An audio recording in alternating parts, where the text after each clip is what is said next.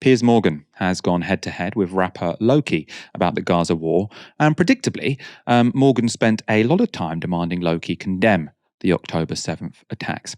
This is what happened. I completely agree with you about the plight of the Palestinian people. I've tweeted about this for the last 2 weeks. No, to be fair, you haven't, Piers, and this is not journalism. Shireen Abu Well, then you haven't read my was tweets. journalism. Yasser Murtaja was journalism.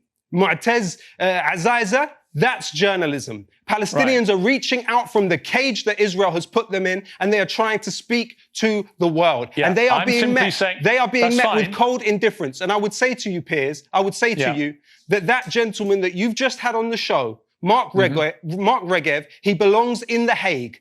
David Petraeus, you know, Piers, you made your reputation as opposing the invasion of Iraq.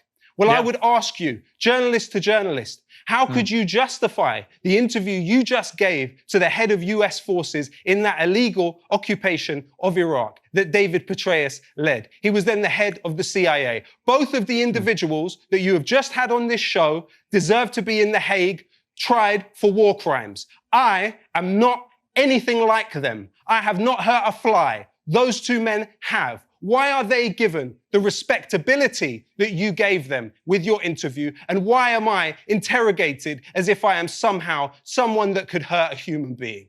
Well, certainly in Mark Regev's case, I pushed him hard on all the positions Israel is currently adopting. That wasn't hard. Now, obviously very powerful from Lowkey there. Now, I went back to look at the Mark Regev interview. Obviously, Piers Morgan saying, no, that was a tough interview. Lowkey saying it wasn't. It wasn't a tough interview, right? Piers Morgan, he did. You can go watch it, on Piers Morgan's channel or whatever. Piers Morgan was sort of saying, aren't you worried about killing all these civilians? And then Mark Regev says, well, to kill Hamas, we have to kill some civilians. And it sort of just went round in circles like that. What Piers Morgan didn't do, which is what he did to Lowkey, is to say, do you condemn this thing? Do you condemn this thing? And there are a hell of a lot of questions you could ask of Mark Regev that would be very difficult for him to answer, right? So when it comes to, are you worried about killing civilians? They have this set piece answer. They say, well, this is because of Hamas, et cetera, et cetera, et cetera. Then Piers Morgan says, well, aren't you, this many people are dying. He says, well, that's what we need to do to kill Hamas. Round and round in circles. That's essentially what happened. Why don't you say to Mark Regev, do you condemn the illegal expansion of settlements in the West Bank over and over again for the past 4 decades? There's no way you can say, oh, well, this is because of Hamas, this is because of... No, that is just a state wantonly breaking international law because it's in their self-interest, right? Why are they never asked to condemn that?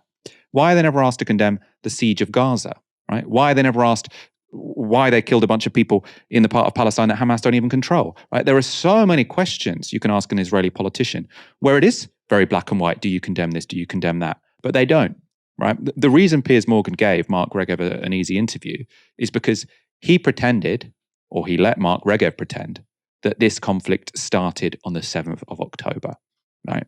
I think it's really, really important that Israeli politicians aren't allowed to pretend that. I mean, that's been the controversy over Antonio Guterres, right? Because he was honest enough to say, well, this didn't start on October the 7th. Yes, targeting civilians is a war crime. Yes, targeting civilians is wrong. But this didn't happen in a vacuum, right? It's just ordinary common sense. But it is so rarely put to Israeli politicians. And yet you get someone like Lowkey on and they're constantly demanding, do you condemn this? Do you condemn this? As if they're a politician, and then the politicians get off lightly. This is one of the few times that the question of the conditions that Palestinians live under is actually being discussed. Like it's generally blends into the background of the geopolitical reality that, oh yeah, the Palestinians don't have any basic freedoms. It's just kind of like saying the sky is blue.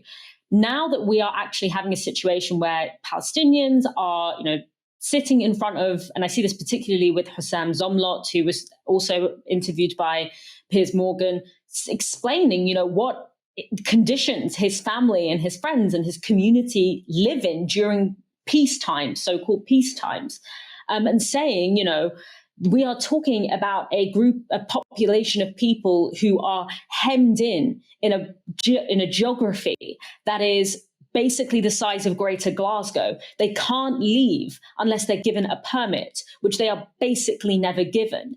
Every few years, they have not only their physical infrastructure razed to the ground, not just hospitals and schools and all of the things that you need in order to make a society function, but you also cut down the human infrastructure, the social infrastructure that keeps a society going. Doctors, nurses, school teachers, cleaners, caretakers, all kinds of people are killed in a way that you can't recover for many generations to come. That's why, the Gazan population is 50% under the age of 15. That has serious social consequences on a community. And you're trying to explain this to people and, to British journalists.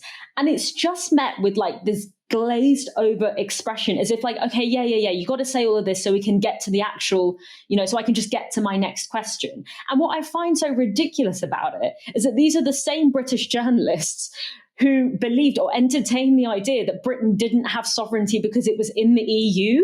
And not only was in the EU, but was like a major power in the EU. And the idea that that was some kind of grave violation of sovereignty was entertained and given credence and understood and given sympathy. Whereas living in an open-air prison and saying that this is a violation of a fundamental human right of sovereignty and talking about the psychological and physical terror that living under that kind of occupation looks like is met with, and Lowkey used the phrase, and I have to repeat it, just cool indifference. And it's moments like that when, as much as it's important for us to not lose hope, it's very difficult not to. We don't.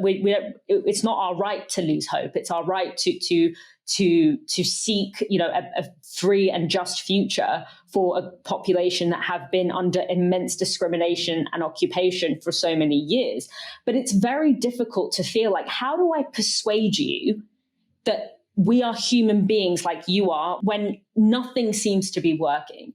And I think that sense of cool indifference to the lives and liberty of Palestinian people is incredibly difficult. I found it incredibly difficult to stomach, amongst so many things that have been difficult to stomach over the past couple of years. And that's just what I'm reminded of when I see that interaction between Lowkey and Piers Morgan. It's just like when you're trying to talk about the context, it's seen as like an annoying obstacle that we need to get over in order to talk about what we really want to talk about, which is how barbaric all Arabs are, essentially, and how deserving they are of whatever happens to them.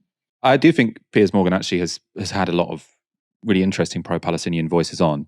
And I do also see why a journalist might say, well, I want to ask the tough questions. I don't want the guest to always talk about what they want to talk about. I want to ask them what they might find it difficult to talk about. Now, I would accept that if Piers Morgan gave Mark Regev an equally tough interview that he gave to Lowkey. Now, obviously, I think you should give tougher interviews to former ambassadors and advisors to governments than you do to artists, right? But if he had given Mark Regev as tough an interview as he gave to Lowkey, I think that would be fine. He could say, look, I'm not here just to let people talk about what they want to talk about. I'm here to ask the tough questions. But he asked tougher questions to Lowkey than he did to Mark Regev, and I do think that is completely unforgivable, essentially.